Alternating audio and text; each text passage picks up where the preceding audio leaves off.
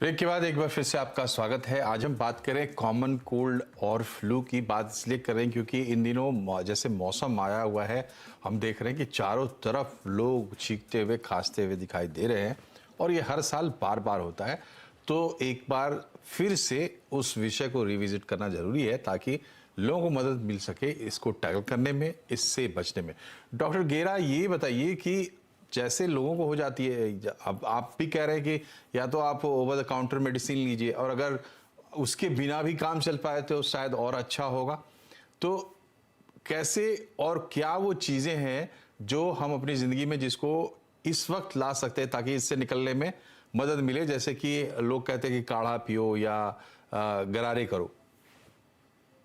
या डेफिनेटली, जैसे मैंने बताया कि हमारी अपनी इम्यूनिटी के लिए सबसे पहले, जैसे डॉक्टर विकास ने भी बताया, कि अच्छा खाना खाना बहुत जरूरी है। स्पेशली सिट्रस फ्रूट जिसमें विटामिन सी अच्छी अमाउंट्स में होता है, वो उससे इम्यूनिटी बिल्डअप होता है।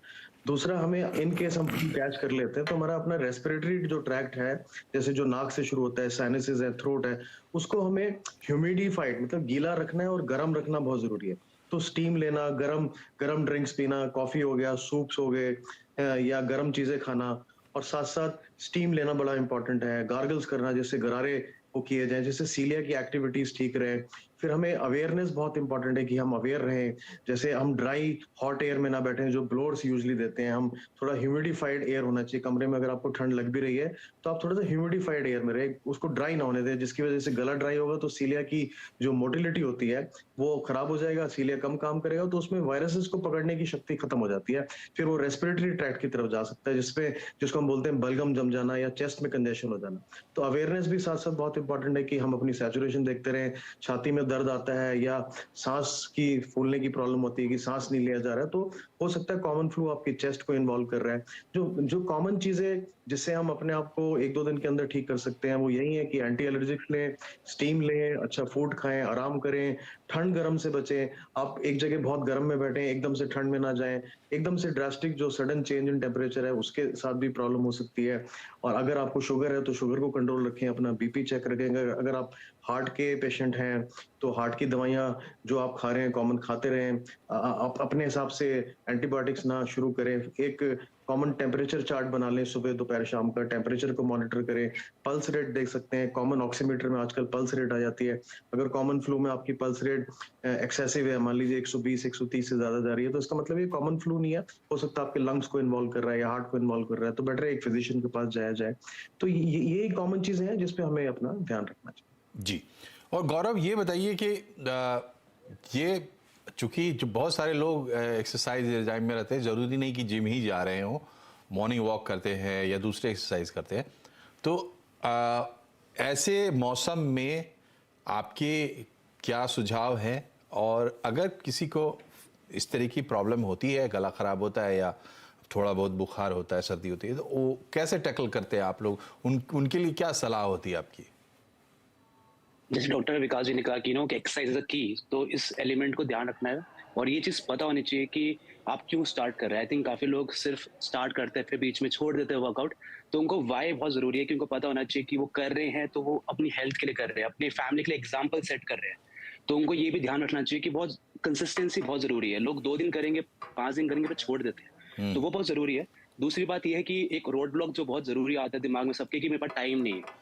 रिसर्च और स्टडी कहते हैं कि सिर्फ आपको 30 मिनट्स देने हैं 5 डेज ए वीक, जो कि 150 मिनट्स ए वीक आपको देने हैं, जो कि 2.5 घंटा होता है। सिर्फ 168 आवर्स हमारे पास है पूरी वीक में, सिर्फ 2.5 घंटा देना है। तो जो डोंट हैव टाइम वाला जो रोड ब्लॉक है वो बहुत मेरे को सुनने को मिलता है। एज ए फिटनेस प्रोफेशनल सब कहते हैं टाइम नहीं है, बट सबके पास टाइम है 2.5 घंटा इन ए वीक। तो बहुत जरूरी है कि आपको पता होना चाहिए कि आपके पास टाइम है और आपको अपनी फैमिली को एक एग्जाम्पल सेट करने के लिए आप कर रहे हो, तो आपको वो चीज जरूरी है करना। उसके बाद क्वेश्चन आता है कि करना क्या है। तो इसमें सबसे इजी है कि आप, अभी पोल्यूशन था और अभी भी पोल्यूशन है और अभी भी विंटर में बाहर जाने से बेटर है कि आप घर में वर्कआउट करें। और घर में वर्कआउट करना बहुत सिंपल है। आप अपने इंटेंशन से कर रहे हैं, आपको पता है कोई आपको देख नहीं रहा, आप आराम से अपने अकॉर्डिंग नहीं कर सकते हैं। बेस्ट है कि आप मॉर्निंग में करें, क्योंकि जो बिजी प्रोफेशनल्स होते हैं जिनके पास पूरे दिन काम है, उनके लिए इवनिंग में करना बहुत डिफिकल्ट हो जाता है। तो आप मॉर्निंग में ही थोड़ा आधा घंटा पहले उठ के कर, जिससे कि आपका वो पूरे दिन का जी। अच्छा स्ट्रेस फ्री दिन रहे और प्रोडक्टिव भी रहेंगे आप। तो आपको सिर्फ 5 एक्सरसाइज करनी है। अगर पूछेंगे क्या करना चाहिए, सिर्फ 5 एक्सरसाइज भी कर सकते हैं, आपका फुल बॉडी ट्रेन हो जाएगी। ये सारी बॉडी वेट एक्सरसाइज है, आपको कोई इक्विपमेंट नहीं चाहिए। आपको कुछ नहीं चाहिए इसके लिए, सिर्फ 5 बॉडी वेट एक्सरसाइज जिसमें आपकी फुल बॉडी कवर होती है। फर्स्ट वन है पुशअप्स। सबको पता है पुशअप्स कैसे करने होते हैं। आप नीज पे स्टार्ट करें, अगर आप बिगिनर हैं। काफी लोग कहते हैं हमसे पुशअप्स नहीं हो पा रहे, कोई बात नहीं, आप नीज पे स्टार्ट करें, बट स्टार्ट तो करें। एंड हर एक जो एक्सरसाइज है 30 सेकंड्स फॉलो करनी है। 30 सेकंड्स का रेस्ट देना है हर एक्सरसाइज के बाद। Okay. तो पहली एक्सरसाइज है पुशअप्स, दूसरी एक्सरसाइज आपकी टी बेसिकली होता है कि हैंड्स ऐसे रखने हैं, उसको स्क्वीज करना है बैक को। तीसरी आपकी एक्सरसाइज है आपकी जैक नाइफ क्रंच, जो कि बेसिकली आपके पूरे एब्स को, कोर को ट्रेन करती है। चौथी एक्सरसाइज है आपके लंजेस और पांचवी एक्सरसाइज है प्लैंक। अगर ये 5 एक्सरसाइज भी अगर लोग कर लेंगे और सिर्फ 30 सेकंड्स का एक्सरसाइज करना है, 30 सेकंड रेस्ट लेना है, कोई आपको जज नहीं कर रहा, आप 2 रैप करें, 5 रैप करें, बट स्टार्ट करें 30 सेकंड्स प्रोटोकॉल के चलिए ठीक है, आपकी बात सुन के हम उम्मीद करते हैं कि कम से कम कुछ लोगों को जरूर एहसास होगा कि भाई इसको करना जरूरी है और हो सकता है। आखिरी सवाल डॉक्टर विकास आपसे, बिल्कुल छोटा सा जवाब, क्या ये जो हर मौसम में फ्लू आता है ये एक तरीके से हमारी इम्यूनिटी का टेस्ट भी करके जाता है? Yes. Actually test your endurance and how you can fight the disease and how you can be disease free. जी. So if you are, it comes up only those who have the low immunity, those who are careless about their health habits, they suffer.